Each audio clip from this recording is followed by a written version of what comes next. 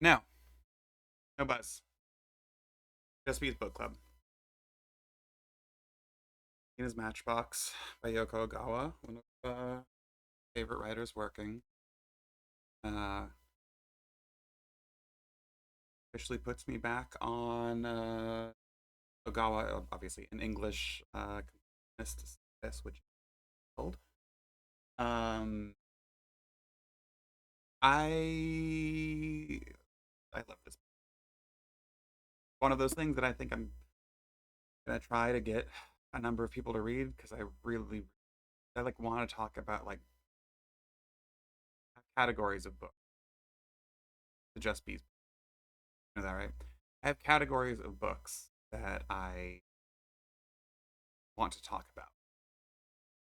There's one forthcoming that's I want to talk about this, but I think it wasn't executed well, and I would have a conversation. And maybe that's one between that's co-written by maybe one of my favorite writers of all time, huge asterisk allegations, and an actor who I think is like pretty good. No one knows who that is because four of those. Uh, yes, the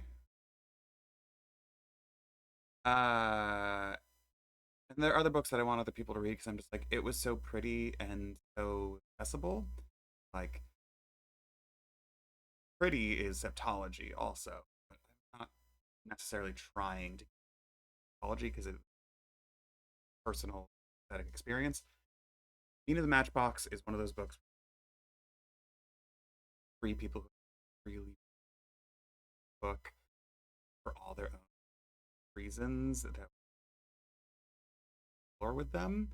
Um, and yeah, I I had the experience of finishing this book and going, well, damn, what am I going to read on my next break at work? There's just more of this, like the fullest, like most, like just completely bought in. Like I live in this world for a little while, and I just kind of want it to keep extending. And I'm extends the way, and when it does, because I do think uh, one of the issues of books that let you just sort of like come in and live within them is that they don't stop, and so you just get tired. It's beautifully, and it was also such a experience of being like, this is why I love spoilers because I knew nothing about Nina's Matchbox coming in other than that I read Memory Police first, phenomenal novel that am probably going to come back to at some point in the near future because it's been a minute. um, and then I went through the rest of her work sort of just like haphazardly. Diving Pool, the three sort of novellas, is the one I remember the least of all. Revenge is the one I think of as probably my favorite of her books, but maybe even still, probably still. Uh, the Housekeeper and the Professor, a book I read maybe before both of those, is actually probably the most similar to this one in terms of it being straight story. Um, but yeah, because of my history of reading her, I spent probably two-thirds of Mina's Matchbox being like, when's it gonna get real fucked? When's it gonna get real fucked? When's it gonna get real? When's it gonna get bad? Um, and then the last third, I was like, oh, it's a housekeeper and the professor.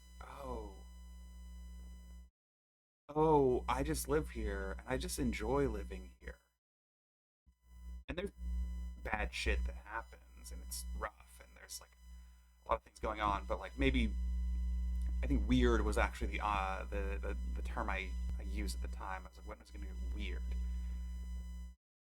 And the answer is it's always been weird. One of my favorite quotes, page 80 of Mina's Matchbox. do fine. 81. Fine. If you wanted to describe Mina in a few words, you might say she was an asthmatic girl who loved books and rode a pygmy hippopotamus.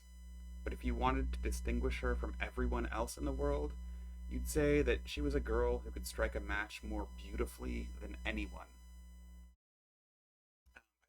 Which more beautifully than anyone is uh, such a such a phrase that I would have written also in a way that I'm like, if I wrote that, I would have been proud of that forever. And that's just a sentence in this book. But yes, it's always been weird. Yes, a central aspect of the titular character of this book is that number one, every day on the way to middle school, she rides her pygmy hippopotamus and back.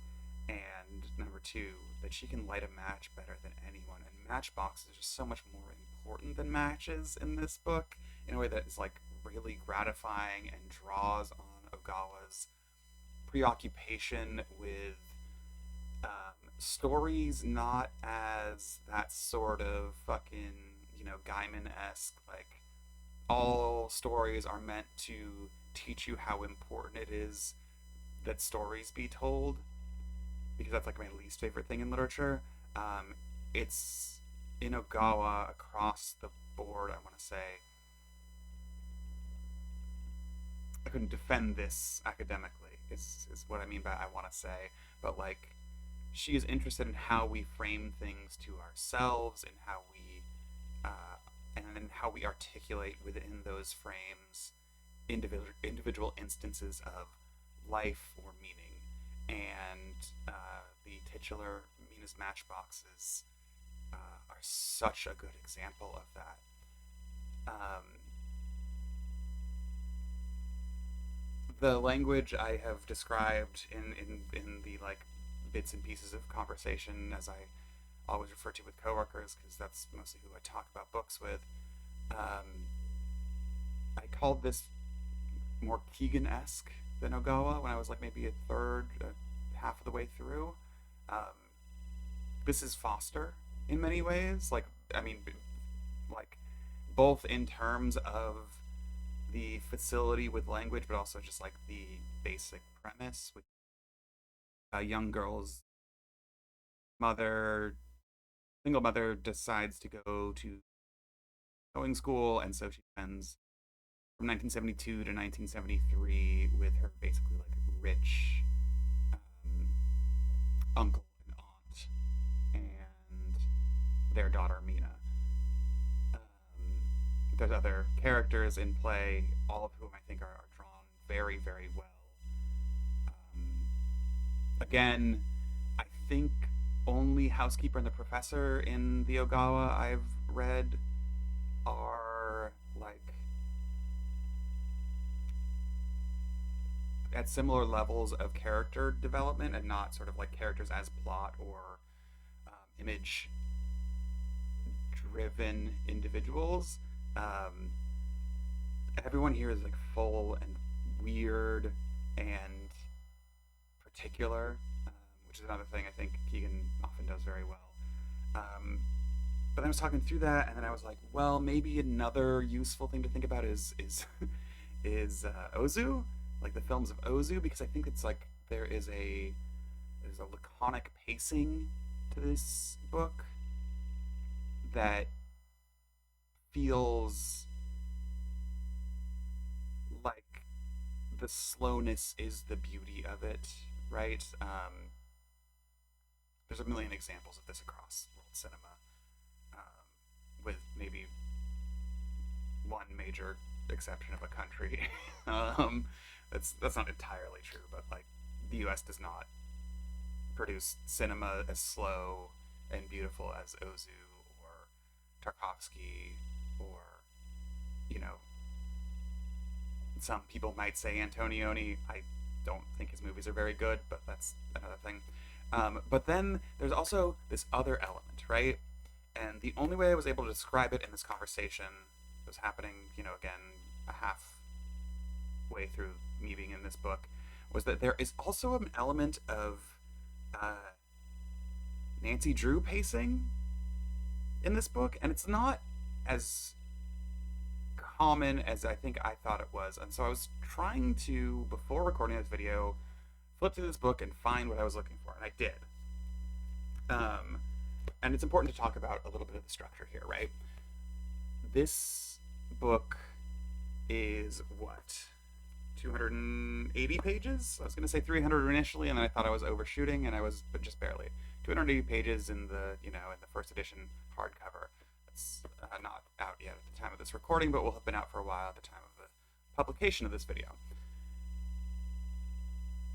It has chapter breaks about every 5 pages. I want to say like 10 at the most. Let's see if that's true. What is the last chapter number? It's 44 chapters over 280 pages. Another bee at another time can do the math there. But roughly speaking, you're getting a chapter break every 5-ish pages. And just flipping through it and just reading like literally like the last bits of a chapter and the next bits of a previous chapter, I think 90% of the time what happens is Ogawa will end a chapter on a concrete moment and then open the next chapter with a sort of general reflection on that moment, on a typical instance of that moment, or jump to the next thing that was implied by that moment. Generally speaking, that's a pretty, I would say, general way of breaking chapters, right? That's like you end on a thing and then you say in the next thing like, this is the first, and that was the first time I was ever in the Ashanaya house. The Ashanaya house like was laid out this way, right? That's like a very early example. Or it would be like, I had never seen the family so excited as when a letter came from Ryuichi, and then you give it. And then the next chapter starts with, a week later, the next letter from Ryuichi arrived, and then actually describe the thing that is alluded to, right? It's a it's not a really elaborate pacing trick, but it is a considered one, right? And then so there's this one particular one on page 40. I'm gonna read a little bit more from the beginning of the book.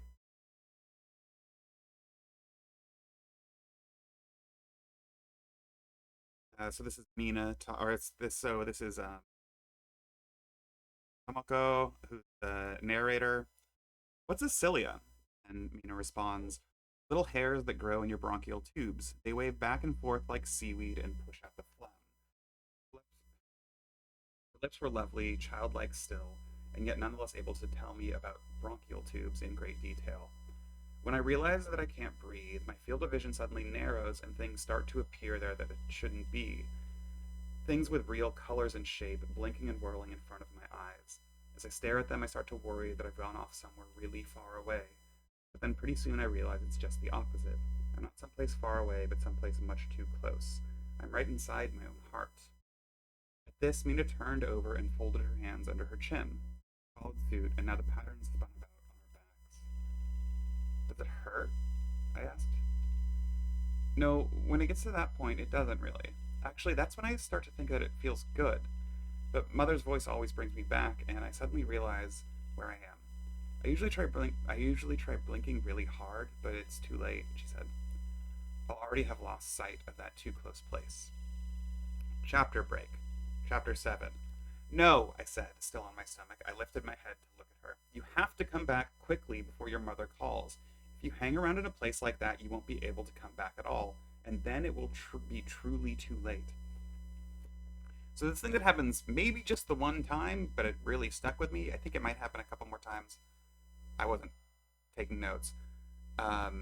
Where sometimes that general pattern of the general becoming this specific instance, or a specific instance becoming a general statement that occurs across chapter breaks 99% of the time, 90% of the time, will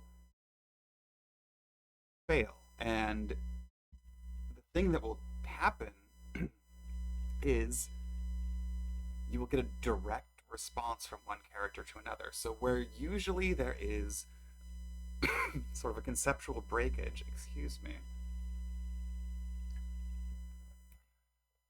or an attachment of specificity to a thing that you was general, where usually it's either moving from the universal to the particular or from the particular to the universal. The chapter break will just indicate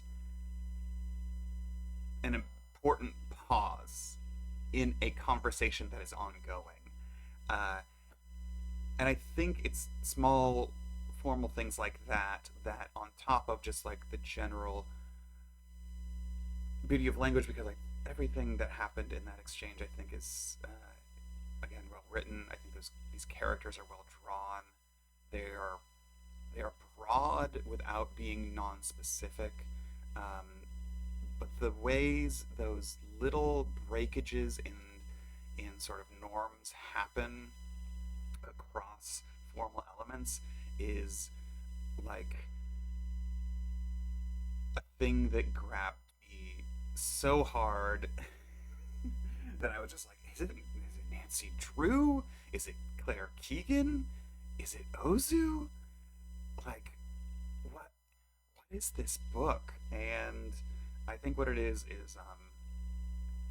really beautiful.